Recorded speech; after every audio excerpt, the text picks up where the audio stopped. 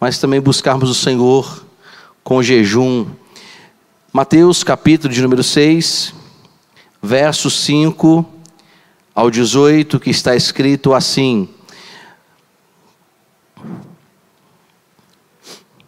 E quando orarem, não sejam como os hipócritas que gostam de orar em pé nas sinagogas e nos cantos das praças, para serem vistos pelos outros. Em verdade lhes digo que eles já receberam a sua recompensa.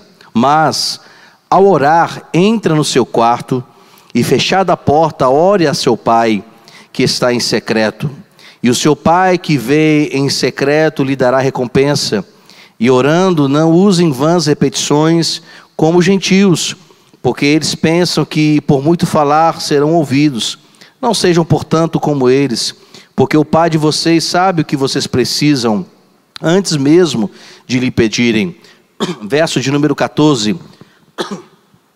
Porque se perdoarem aos outros as suas ofensas, as ofensas deles, o Pai também de vocês que está no céu perdoará a vocês. Se porém não perdoarem aos outros as ofensas deles, também o Pai de vocês não perdoará as ofensas de vocês. Quando vocês jejuarem, não fiquem como uma aparência triste, como os hipócritas, porque desfiguram o rosto a fim de parecer aos outros que estão jejuando.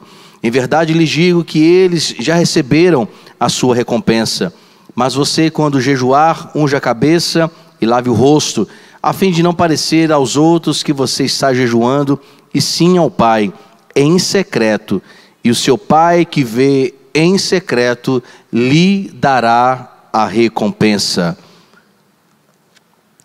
Meus amados, ao lermos esse texto, nós vamos perceber que havia entre alguns fariseus, alguns que eram considerados também hipócritas, uma certa vontade de mostrar aos outros de como eles eram próximos do Pai, como eles eram santos, e se demonstravam pessoas acima de qualquer outra. E percebemos que Jesus Cristo, Ele dá-nos ensino que as práticas de oração, a prática do jejum, não é uma demonstração ao povo de santidade, porque às vezes nós achamos que orar ou jejuar é uma prática de demonstrar aos outros que somos santos, puros, que estamos próximos, íntimos de Deus. Mas não é isso que Jesus ensina. Jesus ensina que tanto a oração e evidentemente o jejum é uma prática que deve ser exclusiva também para Deus, para Ele, e uma forma também de obtermos no Senhor Deus essa comunhão. Quando nós lemos o Antigo Testamento, que no hebraico a ideia de jejum significa também abstinência de alimentos, mas ela também tem uma expressão que significa afligir a alma. Por que ele usa essa palavra afligir a alma? Não porque o jejum seja algo ruim que aflige a alma, mas a ideia de demonstrar diante do Senhor a necessidade dEle. E quando se demonstra essa necessidade dEle, nós vamos entender que como Ele se torna importante para nós também. Quando nós lemos Levítico, um livro também de Números, quando vai falar sobre o dia que o povo saía para fazer a expiação, todos eles iam em jejum, não iam de qualquer forma, se apresentavam ao Senhor em jejum. A gente vai perceber também que quando existiam as festas, primícias, a Páscoa, eles tiravam também um tempo antes dessas festas em jejum. Ou seja, não era apenas para celebrar algo, para se alegrar com o povo, mas ele entendia também que essas festas, apesar de ter um cunho de alegrar o ser humano, mas eram festas tidas para Deus. E por ser para Deus, também eles passavam um tempo antes das festas jejuando. Então no Antigo Testamento, na questão de o significado de jejum, nessa aflição da alma, é justamente colocar o seu coração à disposição ao Senhor, ao ponto de desejá-lo ainda mais. Mas antes de nós aprofundarmos um pouco sobre o que nós lemos sobre o jejum, o que é então que não podemos trazer o significado do jejum. O que não é jejum? Nós precisamos entender que jejum não é automortificação e nem tampouco autoflagelação. No século I, quando a igreja estava já quase tendo uma característica mais institucional, e quando a gente percebe que há um crescimento do cristianismo, a igreja apostólica, não romana, mas a igreja apostólica em si, ela buscava assim o Senhor, proclamava o evangelho, mas depois que quando ela começou a ser denotada como romana, colocaram também o jejum como uma forma de autoflagelo. E no primeiro século tinha justamente essas conotações, de que quanto mais mortificasse a carne, havia as penitências da carne, né? Às vezes um monge ou frade, alguém que estava ali estudando a filosofia, a teologia, nos seminários, como forma de dizer que a carne, ela deveria ser mortificada, muitas vezes tinham o autoflagelo, batiam no seu corpo, com uma forma de dizer, olha, eu estou mortificando a minha carne, não apenas estou me abstendo dela, né, dos desejos carnais, dos alimentos em si, mas também estou demonstrando que a minha carne é pecadora e eu estou me aproximando de Deus. Meus irmãos, jejum também não é isso, né? Apesar que a igreja, por muito tempo, a igreja católica associou o jejum à questão do autoflagelo ou mortificação, mas também nós vamos perceber que o jejum não é moeda de troca. Em nenhum momento no texto da palavra do Senhor nós vamos ver que o jejum era tido para, em que significado? Senhor, eu vou jejuar 30 dias para que o Senhor possa me dar um carro. Eu vou fazer um jejum de Daniel de 21 dias para que eu possa então receber alguma coisa do Senhor. Meus amados, volto a dizer, jejum não é moeda de troca. Quem utiliza o jejum para receber as benesses de Deus, está jejuando errado. Porque, biblicamente falando, o Senhor Jesus Cristo até combate as pessoas também demonstrarem o jejum como forma de moeda de troca. Não, é algo que vamos apresentar diante do Senhor, um desejo de comunhão. Também nós vamos entender que jejum não é greve de fome. Apesar que não temos visto muito nos dias de hoje, mas antes a gente percebia que a greve de fome era um ato político de se adquirir ou reivindicar alguma coisa.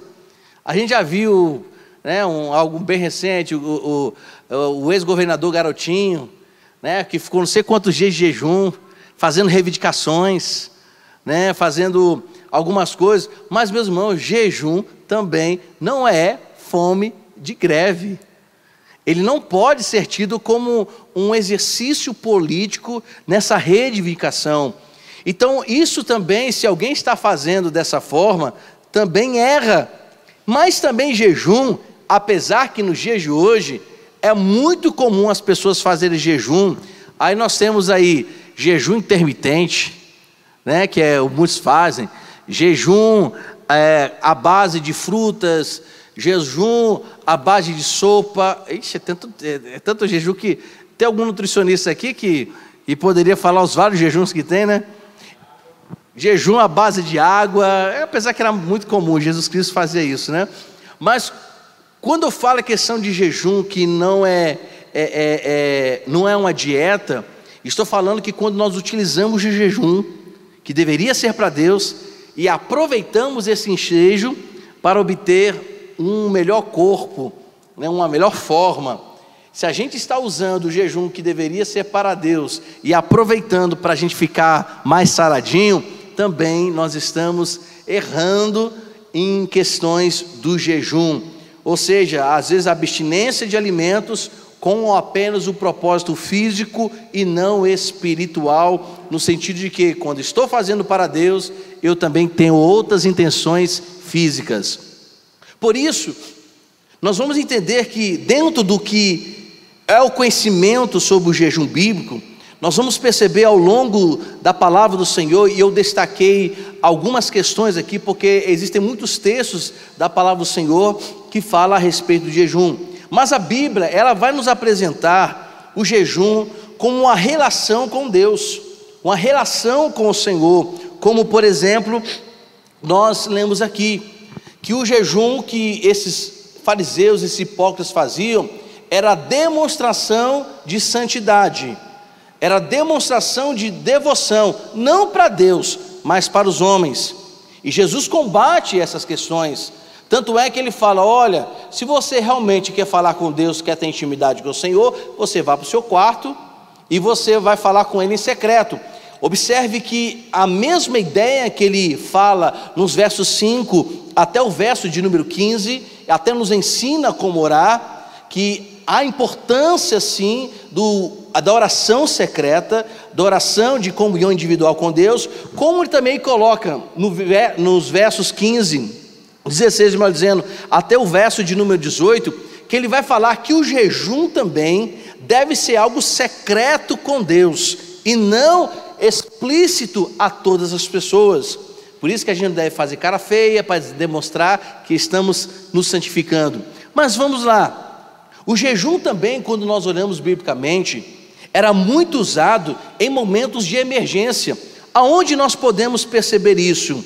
Nós vamos perceber isso em Joel capítulo 2, que quando o profeta está clamando ao Senhor e é usado por Deus, porque o povo estava praticamente, meus irmãos, frio espiritualmente, havia uma frieza muito grande, o povo estava disperso, estava longe do Senhor, e o jejum, quando é apresentado no momento de urgência, no momento em que o povo proclamaria o Senhor nessa nação. Ou seja, o jejum era tido em momentos de grande dificuldade com Deus.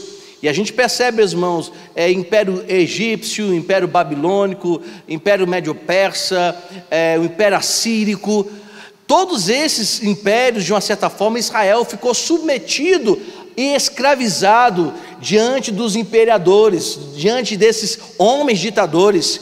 Por quê? Porque eles estavam afastados de Deus. E todas as vezes quando Deus falava à nação de Israel, no arrependimento, nesse arrependimento havia a ação do jejum também, como forma de demonstrar interesse de retorno e a sensibilidade à voz do Senhor. Então o jejum em tempos de emergência era buscado, e a gente percebe isso também em 2 Crônicas, no capítulo 19, capítulo 20, quando Josafá agora é rei, isso mesmo, 2 Crônicas, quando Josafá agora é rei, e ele ouve que vem os meunitas, os amonitas e os seunitas, que vinham contra Israel. Então o que Josafá faz?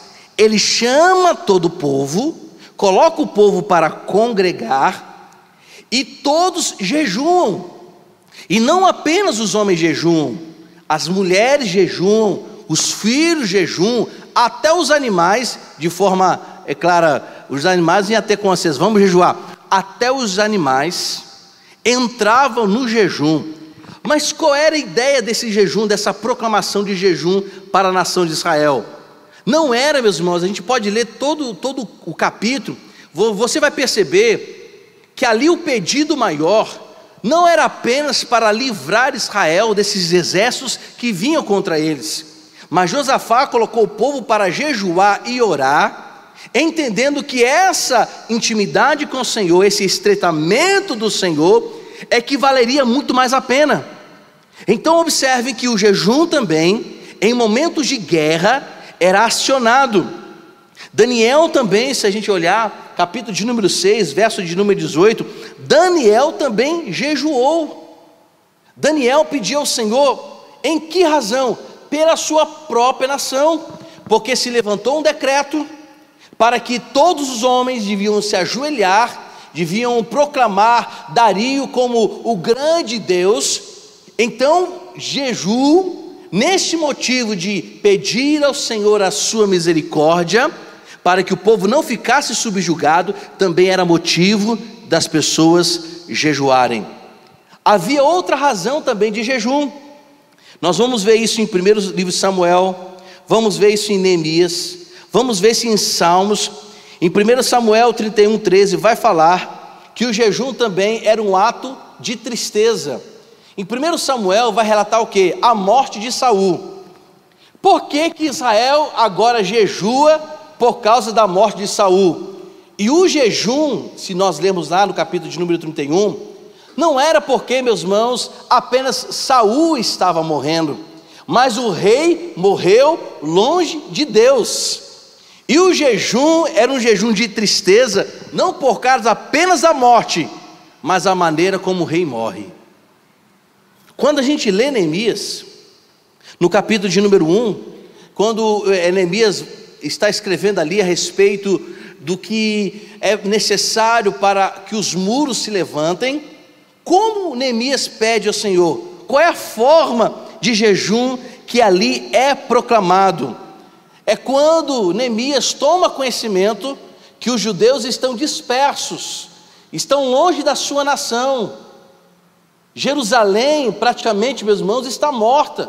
Os muros estão derrubados, estão destruídos.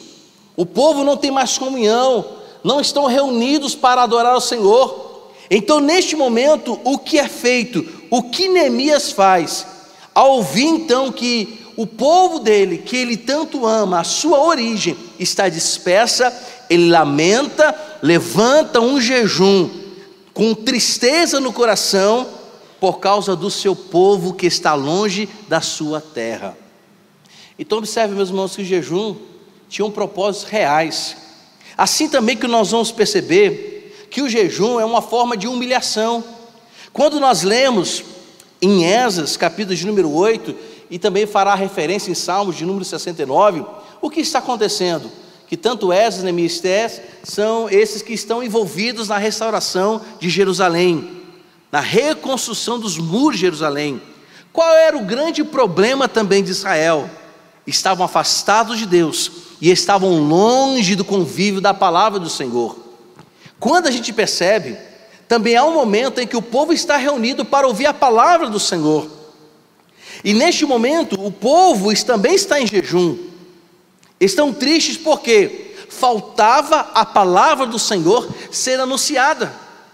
Tanto é que quando a gente lê o capítulo de número 9, quando Esdras está também reunido, e os outros capítulos nós vamos ver isso, há um grande, meus irmãos, arrependimento, há uma grande comoção, e podemos dizer, há um grande avivamento em Israel, que quando a palavra do Senhor é aberta, Esdras começa a ler a palavra, o povo começa a chorar, e até Esdras faz um pedido: gente, chorem baixo, parem de chorar. Por quê, meus irmãos? O choro era tão grande, a sede pela palavra do Senhor era tão grande, que o povo chorava como se estivesse gritando. E a palavra que Esdras estava falando, que estava ali recitando o que estava lendo das Santas Escrituras, ninguém mais conseguia ouvir, porque o choro era muito alto. Até neste momento, antes de ouvirem a palavra do Senhor, o povo estava de jejum. Nós vamos perceber também que o jejum não apenas tinha a ação de demonstrar tristeza, porque as pessoas estavam longe de Deus, demonstrar também humilhação, porque eles precisavam se humilhar. Havia também pecados que precisavam ser falados, pecados que precisavam ser deixados, e o jejum também, como em Esdras, foi colocado para que as pessoas se arrependessem, para que pudessem largar o pecado e se aproximar de Deus. O jejum também tinha essa conotação. Então, diante disso que vemos no Antigo Testamento, jejum é muito mais do que você ficar algumas horas sem comer. Ele precisa ter cunho de consagração, ele precisa ter cunho de busca. O jejum precisa ter finalidade de intimidade com o Senhor. É reconhecer pecado. Quando vai se pedir perdão a Deus, o povo também muitas vezes ficavam em jejum para antes pedir perdão a Deus. Hoje não. Você vê como é que era a ideia de jejum, né? Hoje, se a pessoa peca ou não, está nem aí, nem para orar o pessoal está querendo mais. e precisamos observar essas coisas. Mas olhando aqui, será que Jesus, Ele nos dá um mandamento que é obrigatório o jejum? É evidente, meus irmãos, que em nenhum momento Jesus Cristo, Ele ordena no sentido de decretar aos seus discípulos que deveriam fazer jejum, mas Jesus Cristo ensina a importância do jejum, e vamos ver que quando Jesus Cristo está ensinando sobre... Obrigado, Josélio, eu esqueci meu lenço hoje, muito obrigado, meu querido. Irmão entende, né? A careca entende como é que é, né? A gente, quando falta cabelo para segurar suor, é um negócio sério. Apesar que o pastorzão Moisés, né? Muito cabelo, mas não segura. Então, Jesus Cristo, em nenhum momento, Ele dá um mandato de obrigatoriedade de jejum, mas Ele fala que o jejum é importante. Observe, meus irmãos, que no livro de Atos, no Novo Testamento, o jejum também tinha o cunho de que antes de que determinasse ou escolhesse alguém, as pessoas deveriam orar e jejuar. Aonde nós podemos perceber isso? Nós vamos perceber isso em Atos capítulo de número 13. Neste momento, a igreja de Antioquia estava para enviar missionários. Atos capítulo de número 13 vai falar sobre a primeira viagem missionária de Paulo e Barnabé. A igreja de Antioquia não era uma igreja, meus irmãos, assim qualquer. Olha como que era essa igreja. Você está com a Bíblia aberta aí, só para a gente aproveitar e ler alguns textos bíblicos. Olha como que o jejum era também observado no Novo Testamento. Atos capítulo de número 13.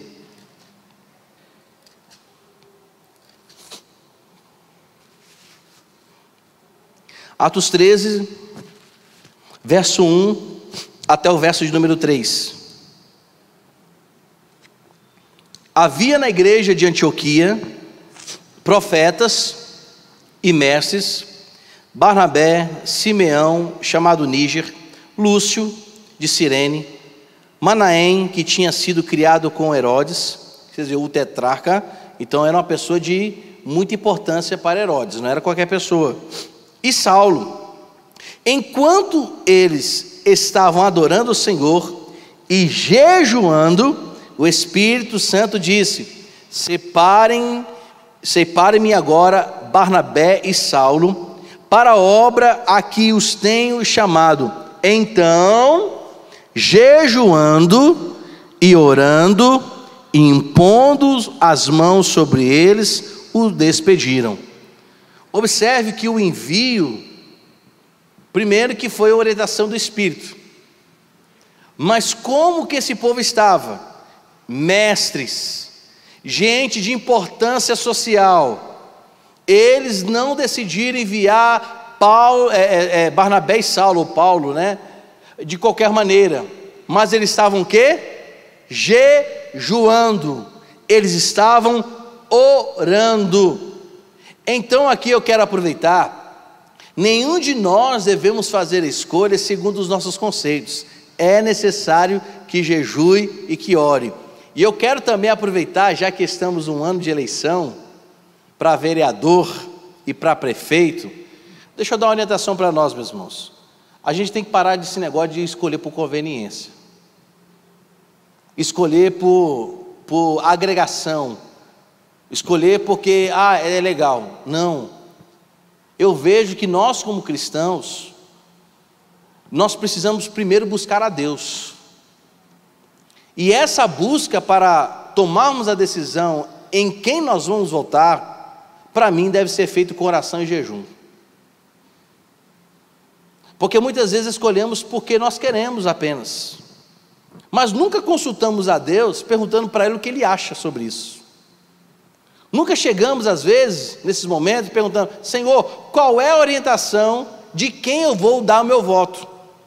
A gente faz isso de forma às vezes tão automática, e às vezes Deus não é consultado. Meus irmãos, se Deus é quem é o orientador, é quem conhece, é o Espírito Santo que perscruta, é que conhece profundamente o coração, por que que Ele não vai ser consultado num momento tão importante para a nação? O nosso grande problema é esse.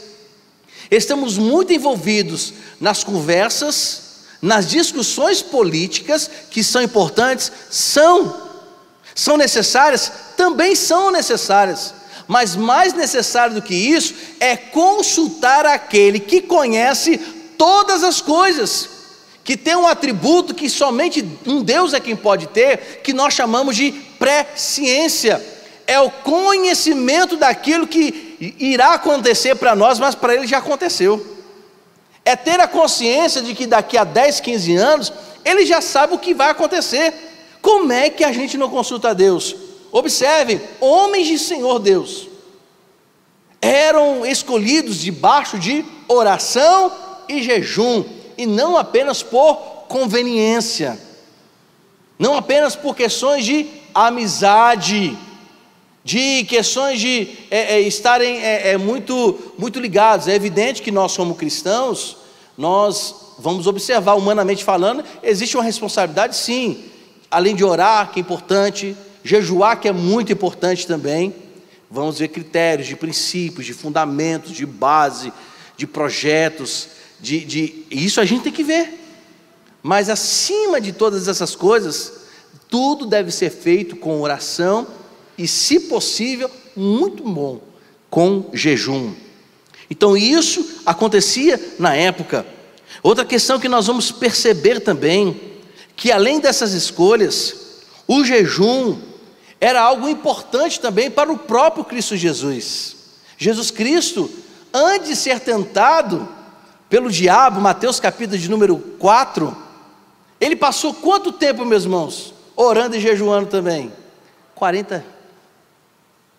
Quando ele chegou para ser tentado, e evidentemente que ele foi tentado como homem, o Satanás sabia. Satanás também tinha conhecimento que Jesus também não era qualquer homem, era Deus também.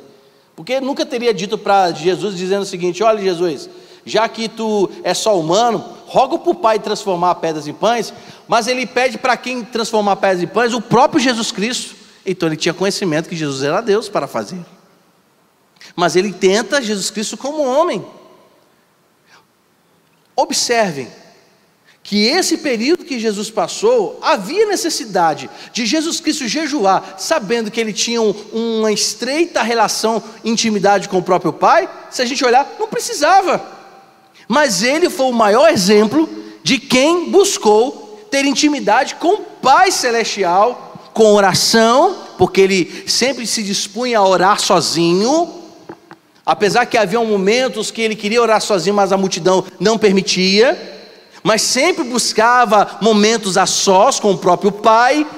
E um dos momentos mais agoniantes, mais agonizantes que Jesus Cristo teve, foi no Getsêmani, que estava a sós com Deus orando, já sentindo as dores do pecado que viriam sobre os seus ombros, mas ele passou o tempo sozinho, orando e também jejuando.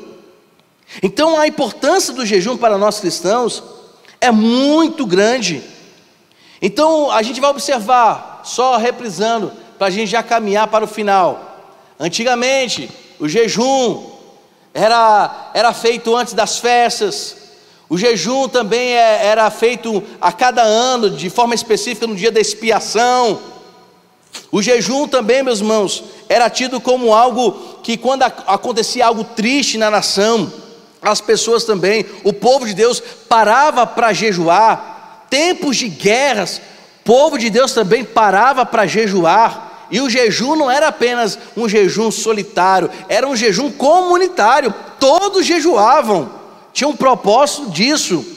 O jejum, nós vamos perceber também, no momento de tristeza, de angústia, de guerra, era tido também em momentos de humilhação, para asseverar a gravidade do pecado que ele nos afasta de Deus. O jejum também, muitas vezes, era buscado, havia essa ação do jejum, como demonstração profunda do pecado, e o interesse tremendo e grande de ter comunhão com o Senhor. Isso. E no Novo Testamento, nós vamos perceber também, que para os ministros do Senhor, os presbíteros do Senhor, aqueles que iriam exercer o ministério ou seriam enviados para missões, também era feito debaixo de oração e de jejum.